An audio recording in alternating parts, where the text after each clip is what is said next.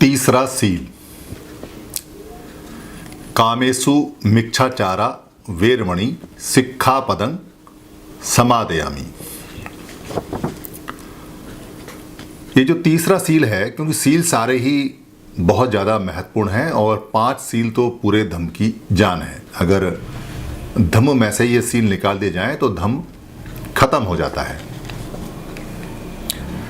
कामेषु मिच्छाचारा यानी काम में या काम पर, मिच्छा आचार का मतलब है मिथ्या आचरण या झूठा आचरण, गलत व्यवहार ना करने की शिक्षा लेता हूं। शिक्षा मतलब शिक्षा लेता हूं, एजुकेशन ले लेता हूं। ऐसा मैं, वेरमणि का मतलब है ऐसी मैं प्रतिज्ञा करता हूं, ऐसा मैं ग्रहण करता हूं। कामेषु का जो अर्थ है वो बताया जाता है कि काम वासना से लिप्त है। काम वासना मतलब सेक्सुअल एक्टिविटीज से।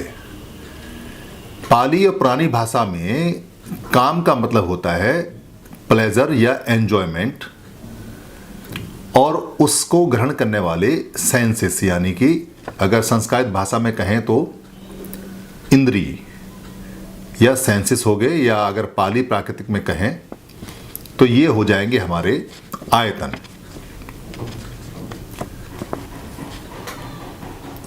पांच तरह के आयतन यानी 5 आयतन या षडायतन जिनको बोलते हैं, जिसमें 6 आयतन हो जाते हैं। षडायतन यानी 6 इंद्रियां अगर संस्कृत भाषा में कहें, क्योंकि इंद्र जो शब्द है वो पाली में नहीं आता, आधारय है, इसलिए इसको आयतन बोलते हैं। षडायतन का मतलब है 6 आयतन और 5 आयतन का मतलब है 5 आयतन। आयतन क्या होते हैं? जिनसे हम ग्रहण करते हैं कोई चीज़। आयतन बेसिकली खिड़की को भी आयतन बोलते हैं, विंडोज या दरवाजे, यानी 6 दरवाजे जिनसे हम कोई चीज़ बॉडी के अंदर इनपुट लेते हैं, अंदर लेते हैं।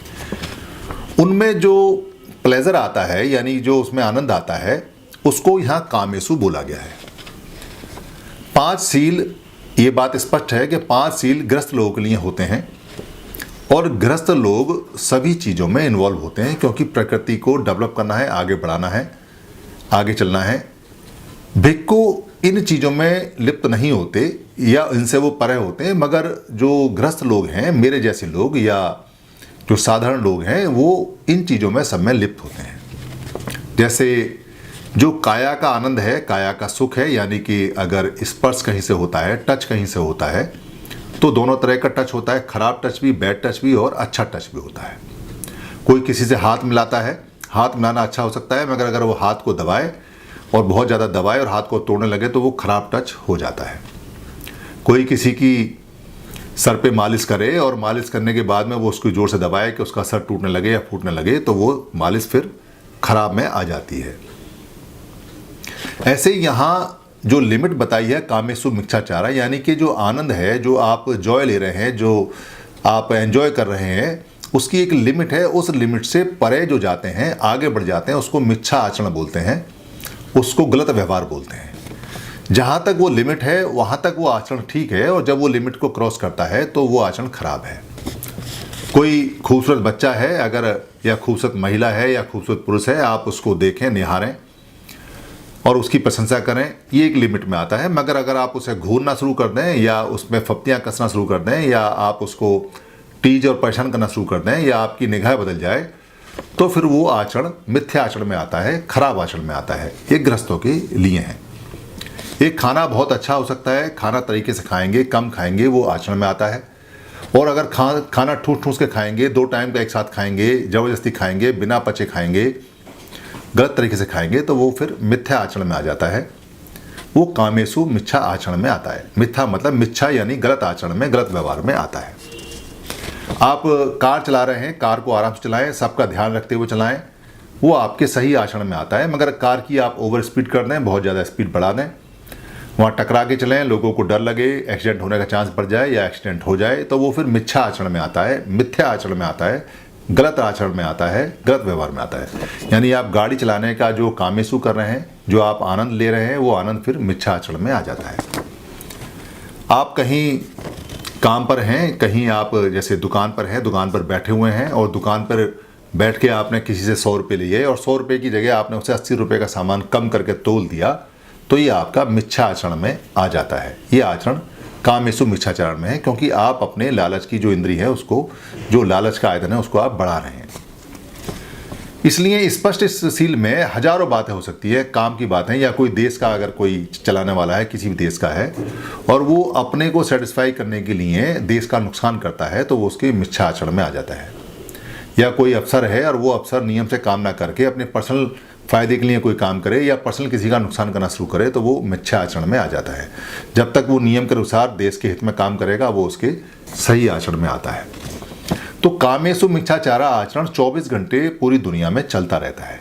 इससे बचने के लिए उन्होंने स्पष्ट कहा है कि इससे कैसे बचा जाए। यानी कामेषु मिथ्याचार यानी ऐसा आचरण जो नियम के अनुसार है और जो किसी को परेशान नहीं करता, देश दुनिया लोगों के फायदे के लिए होता है और उस लिमिट में रहता है, ऐसा मैं करूँगा और इससे परे ना करने का मैं व्रत करता हूँ। यानी कि इससे ज़्यादा जो नुकसान पहुँचाएगा उसको मैं नहीं करूँगा। मिथ्या आचरण यानी मिथ्या आचरण या गलत व्यवहार पूरी जिंदगी 24 घंटे, जब से बच्चा पैदा होता है और जब से मरता है, तब से लगातार उसको ध्यान रखना होता है। 24 घंटे की ये ड्यूटी है, 24 घंटे इससे व्रत रहना होता है, यानी इससे परे रहना होता है। कैसे रहेगा? जब भी वो कोई काम करे, इस बात को देखे कि इस काम को करने से क्या मेरा मन इसको कहता है कि ये काम ठीक है, और अगर मेरा मन इसको ये कहता है कि ये काम ठीक है, तो क्या मेरे परिवार और मेरे आस पड़ोस मोहल्ले के लिए ये काम ठीक है, और अगर मेरे मोहल्ले और मेरे आसपास के लिए ये काम ठीक है, तो क्या पूरे गांव के लिए और पूरे शहर के लिए ये काम ठीक है, और अगर मेरे शहर और गांव के लिए ये काम ठीक है, तो क्या पूरी दुनिया के लिए ये काम ठीक है, देश के लिए ये काम ठीक है। अगर वो मन ये कहता है कि ये काम सबके लिए ठीक है, तो वो फिर सही आचरण में आता है, मिथ्या आचरण में नहीं आता, मिथ्या आचरण में नहीं आता। ये इसका टेस्ट और इसका चेक होता है कि कैसे आप ये जज करेंगे कि कोई काम मिथ्या आचरण में आता है या नहीं आता है। इस काम को यानी मिथ्या आचरण के लिए स्पष्ट रूप से बुद्ध ने गाइडलाइंस बनाई हुई हैं, जो भिक्षुओं के लिए सेपरेट करके 227 आती हैं और भिक्षुओं के लिए 311 हैं, और साधारण मनुष्य के लिए उसके मन को देखना होता है कि उसका मन क्या कहता है, क्या नहीं कहता है। मिथ्या आचरण सबसे पहले मन में आता है, यानी कि जब भी कोई आप काम करेंगे वो गलत है या सही है, यानी मिथ्या है, मिथ्या है, गलत है या वो सही है, ये काम सबसे पहले मन में आता है, मन इसको बता देता है। फिर ये वाणी में आता है, यानी कि शब्दों में आता है। शब्द जब आप बोलेंगे तो सामने वाले भी समझ जाएंगे और आप खुद भी समझ जाएंगे कि अब जो आप ये बोल रहे हैं ये आचरण ठीक है या ये खराब है। आपने किसी को गलत बात कही, वो मिथ्या आचरण में आती है। झूठी बात कही, वो मिथ्या आचरण में आती है। चुगली की, वो मिथ्या आचरण में आती है। आपने कहीं बात को बड़ा चढ़ाकर बोल दिया, वो मिथ्या आचरण में आती है। आपने कहीं अपनी बात को बहुत ज़्यादा ऐसे बोल दिया कि सामने वाले भी इंप्रेस हो जाएं और वो बात सच में ना हो, वो मिथ्या आचरण में आती है। और आप सीधे और सही शब्दों में जो बात है जैसी आप बोलेंगे, वो मिथ्या आचरण में नहीं आती है। तो ये सबसे पहले मन में आती है, फिर वाणी में आती है, फिर ये काया से यानी कि शरीर से कैसे हम काम करते हैं, कर्म में आती है। आपके काम जो कर्म करते हैं उसके अनुसार आती है।